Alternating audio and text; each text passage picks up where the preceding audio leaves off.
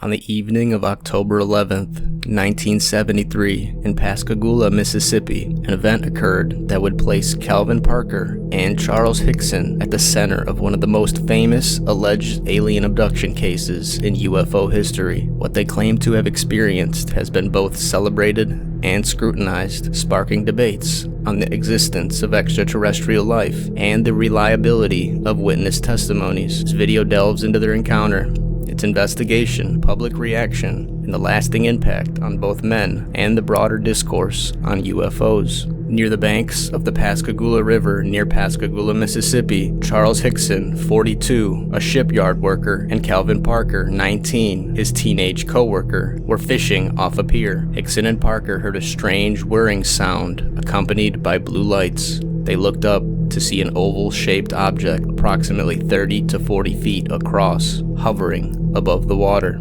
Three beings emerged from the object, described as having gray, wrinkled skin, about 5 feet tall, with claw-like hands, slit mouths, and what appeared to be robotic movements.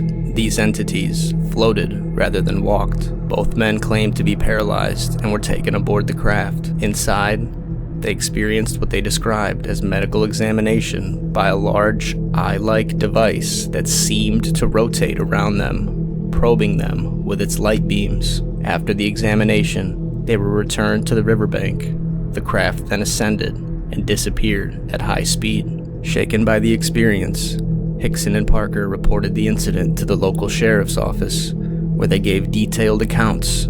Under questioning, Sheriff Fred Diamond and Captain Glenn Ryder, skeptical of their tale, left the room but secretly recorded their conversation to check for inconsistencies or an admission of a hoax.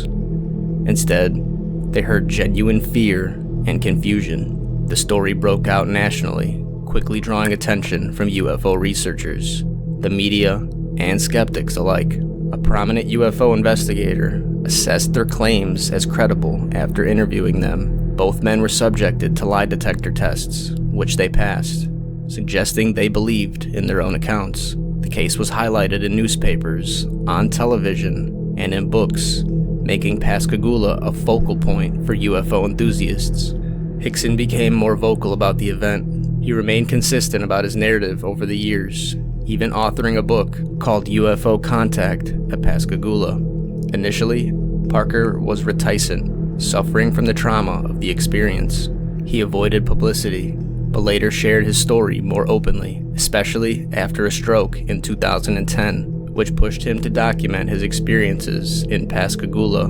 The Closest Encounter, My Story. A UFO skeptic speculated the event was a hoax, citing discrepancies in Hickson's story and suggesting psychological explanations like sleep paralysis or hypnotic hallucinations.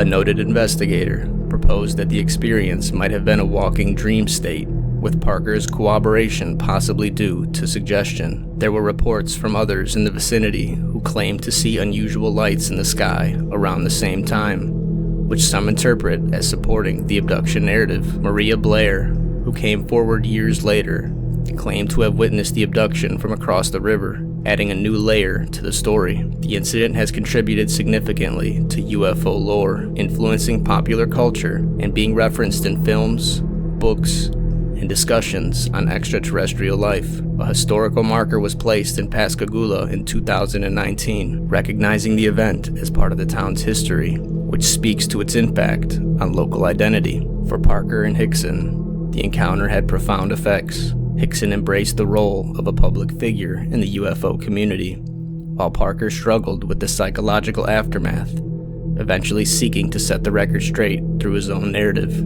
The Calvin Parker and Charles Hickson alien abduction case at Pascagoula remains one of the most intriguing and debated in UFOlogy.